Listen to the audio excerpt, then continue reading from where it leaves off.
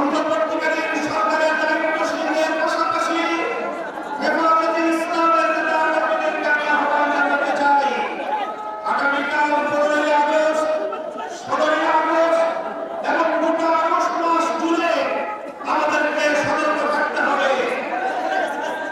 কারণ মনে রাখবেন, আওয়ামী লীগের রাজনীতি হল প্রতিহিংসার রাজনীতি। 1975 সালে 3.5 বছরের অপশাসনের যুগে শেখ মুজিবুর রহমান সাহেব নির্বিচারে দেশে 30,000 যুবককে হত্যা করেছিল। এদেশের আকশন কায়েম করার মধ্য দিয়ে মানুষের সকল অধিকারগুলো তিনি হরণ করেছিলেন। অধিকার হারা মানুষ তখন তারা ক্ষুব্ধ হয়ে ধানমন্ডির 32 জন নেতাকে অভ্যুত্থান পরিচালনা করেছিল।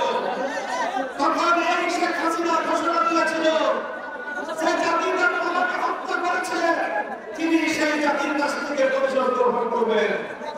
বিগত ৪৫ বছর ধরে শেখ হাসিনা প্রতিশোধের রাজনীতি করেছেন, প্রতিশোধ দিয়েছেন আর বাংলার তরফের জনতার বিরুদ্ধে, প্রতিশোধ দিয়েছেন বাংলার স্বাধীনতাকামী মুক্তিকামী জনতার বিরুদ্ধে, প্রতিশোধ দিয়েছেন বাংলাদেশের ছাত্র জনতার বিরুদ্ধে, প্রতিশোধ দিয়েছেন এদেশের হেফাজতে ইসলামের লক্ষ লক্ষ নিরপরাধ মানুষের বিরুদ্ধে।